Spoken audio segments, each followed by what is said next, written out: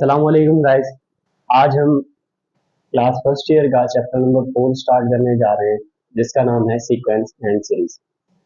सबसे पहली बात कि ये सीक्वेंस क्या होता है और सीरीज क्या होता है। आए हम क्वेश्चन से समझते हैं कि सीक्वेंस क्या है और सीरीज क्या है। ठीक है, अगर आप यहाँ पे देखें कि 2, 4, 6, इसी तरह से 3, 9, 27 इस तरह की टर्म्स दी हुई है। ठीक है, अगर किसी भी एलिमेंट्स को हम सीक्वेंस में एक लाइन में लिखें तो ये चीज हमारे पास क्या इसमें आएगी, सीक्वेंस में आएगी। मैं इसमें डीप में नहीं जा रहा, जस्ट वर्बली आपको बता रहा हूँ कि ये किस फॉर्म में कौन सी चीज सीक्वेंस में आती है और किस कौन सी फॉर्म सीरीज में आती है। और अगर इसी सीक्वेंस को हम सम कर दें, इन तमाम एलिमेंट्स को हम प्लस कर दें, तो ये हमारे पास क्या बन जाएगी, एक सीरीज बन जाएगी। ठीक है, तो अब फर्स्ट क्वेश्चन जो है, हमें कुछ सीरीज दी हुई हैं और इनका हमें फॉर्मूला जनरेट करना है कि ये वाली सीरीज जो आ रही है कैसे जनरेट हो रही है। ठीक है, तो सबसे पहले मेरे पास क्या था, 2, 4, 6। ठीक है, इस तरह से दिया हुआ था। अगर मैं इस सीरीज को देखूं तो फर्स्ट टर्म मेरी क्या है, 2 है, सेकंड क्या आ रही है, 4, थर्ड क्या आ रही है, 6। तो अगर मैं इस पे गौर करूं तो ये कुछ ऐसा 2 का टेबल नहीं लग रहा हमें, 2 का टेबल ही है। ठीक है, तो 2 का टेबल क्या हो रहा होता है हमारे पास, जो भी हमारे पास टर्म्स होती है, मैं यहाँ लिख के बता दूं, जो भी हमारे पास टर्म्स होती है वहां उसको हम पहले 1 से मल्टीप्लाई करते हैं, 2 से मल्टीप्लाई करते हैं, 3 से मल्टीप्लाई करते हैं, सो ऑन इसी तरह से चल रहा होता है।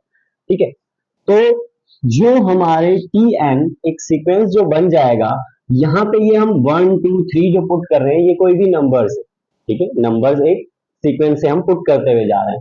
तो मैंने यहाँ पे क्या लिखा, 2 लिखा, उसके बाद एन लिखा। अब मैं यहाँ 1 पुट करूंगा तो फर्स्ट टर्म आ जाएगी, 2 पुट करूंगा सेकंड टर्म आ जाएगी, 3 पुट करूंगा थर्ड टर्म आ जाएगी, इसी तरह से 4 पुट करता हूं तो फर्दर टर्म्स मेरे पास जनरेट होती भी जाएंगी। इसी तरह मैं अब इसको चेक कर लेता हूं, अगर n मेरे पास 3 है और t3 मुझे मालूम करना है, तो यहाँ पे मैं n की जगह पे 3 पुट कर देता हूँ और यहाँ पे भी n की जगह 3 पुट कर देता हूँ, तो t3 मेरे पास क्या आ जाएगा, 6 आ जाएगा। तो यहाँ पे थर्ड टर्म अगर हम देखें तो यहाँ पे भी थर्ड टर्म मेरे पास क्या है, 6 ही है। ठीक है, तो ये हमारा पहला क्वेश्चन यहाँ तक वाइंड अप होगा। अब देखें सेकंड क्वेश्चन। सेकंड क्वेश्चन में हमारे पास क्या है कि फर्स्ट टर्म का स्क्वायर दिया हुआ है, सेकंड टर्म का स्क्वायर दिया हुआ है, थर्ड टर्म का स्क्वायर दिया हुआ है, इसी तरह से चलता हुआ जा रहा है।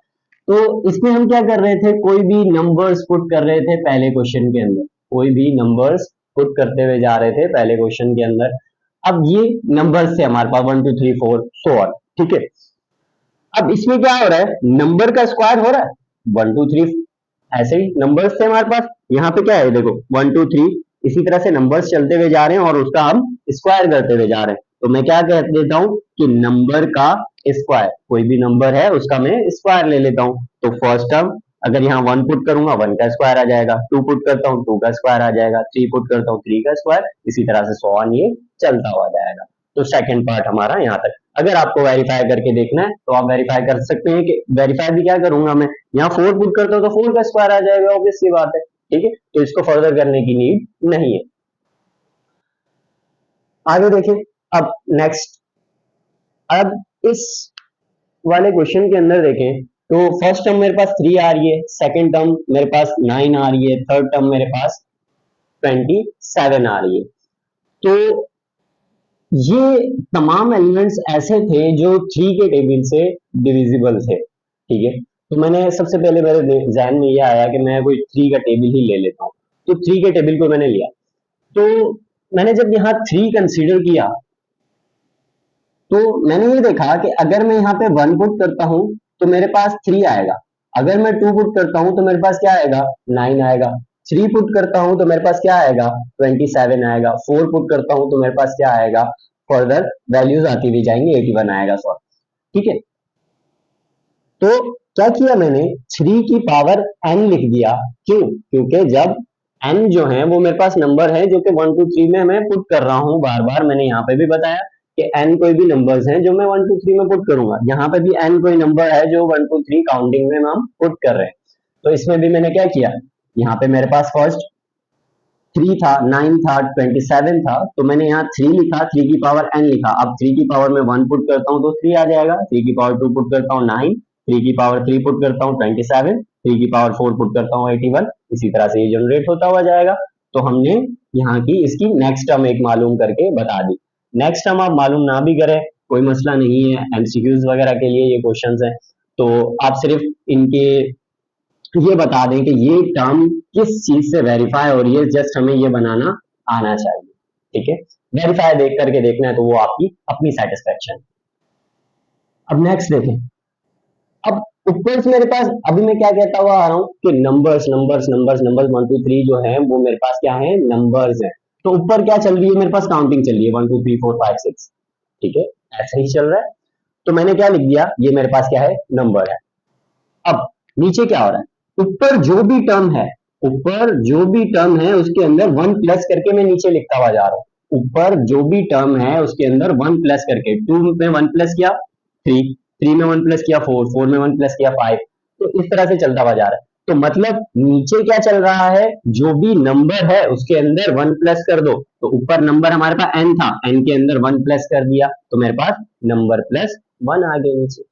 ठीक है, अब देखो अगर मैं इसको वेरीफाई करके देखता हूँ कि क्या मेरे पास ये टर्म जनरेट हो रही है, तो मैं कहा कौन सी टर्म मालूम कर रहा हूँ, 1 2 3 4, फोर्थ टर्म मालूम कर रहा हूँ। तो यहाँ पे मैंने एन क्या पुट किया, 4 पुट किया, और T4 भी T4 हो जाएगा, ऑब्वियस सी बात है। फोर्थ टर्म मालूम कर रहा हूँ तो ये टर्म के लिए यूज हो रहा है।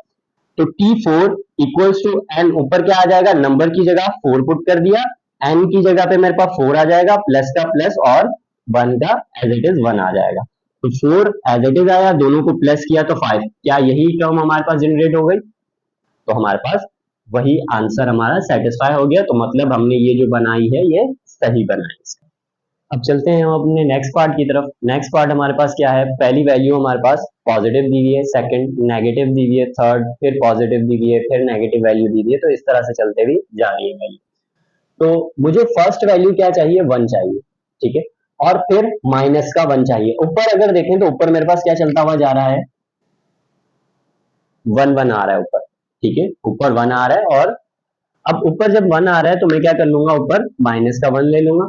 ठीक है, और नीचे मेरे पास क्या चलता जा रहा है, 3 9 27। तो पहले भी मैंने एक क्वेश्चन देखा जिसके अंदर मेरे पास इसी तरह का सीक्वेंस आ रहा था, मैंने क्या लिया था, 3 लिया था। ठीक है, 3 को कंसीडर किया था। तो मैंने सबसे पहले यहाँ पे 3 को कंसीडर कर लिया कि मेरे पास फर्स्ट जो ये टर्म होगी वो मेरे पास क्या होगी, नीचे 3 होगी। ऊपर अब मैंने पावर कैसे लगाई, पावर इस तरह से लगाई कि मुझे फर्स्ट टर्म जो चाहिए थी वो 1 चाहिए थी। ठीक है, यहाँ पे मैं अगर 1 पुट करता हूं तो मुझे ऐसी कंडीशन चाहिए थी कि मेरे पास अगर मैं 1 पुट करूं, यहाँ पे 1 पुट करूं तो पावर क्या बन जाए, 0 बन जाए। तो मैं n की जगह पे 1 पुट करूंगा तो मेरे पास पावर क्या बन जाएगी, 0 बन जाएगी, और नीचे भी मेरे पास पावर क्या बन जाएगी, 0। जब किसी भी चीज की पावर 0 होती है तो वो 1 के इक्वल होती है। तो इसीलिए मैंने क्या किया, n माइनस 1 लिख दिया, ताकि मेरे पास एक जो सीक्वेंस मुझे आगे जनरेट करना है, एक फॉर्मूला बनाना है, उसके लिए मेरे पास नंबर्स भी चलते हुए जाएं। जब 1 पुट करूंगा तो यहाँ पे 3 की पावर क्या आ जाएगी, 0 आ जाएगी। लेकिन अगर मैं जब 2 पुट करूंगा तो 3 की पावर क्या आ जाएगी, 1 आ जाएगी। 3 पुट करूंगा तो 3 की पावर क्या आ जाएगी, 2 आ जाएगी, और वो 9 हो जाएगा। ठीक है, तो यहाँ पे ये मेरे पास कंडीशन बन गई।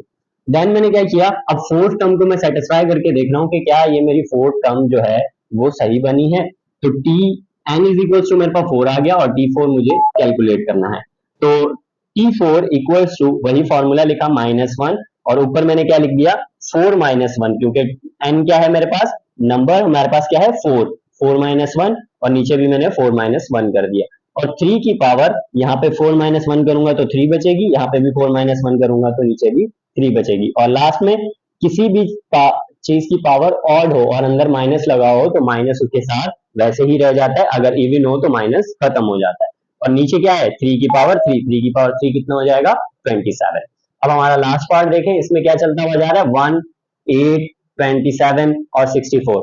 अगर इसमें देखूं तो मेरे पास क्या आ रहा है, अगर मैं 1 का क्यूब करता हूं तो 1 आ जाएगा, 2 का क्यूब करता हूं तो मेरे पास क्या आ जाएगा, 8 आ जाएगा, 3 का क्यूब करता हूं तो क्या आ जाएगा, 27, 4 का क्यूब करता हूं तो इसी तरह से 64 आ जाएगा।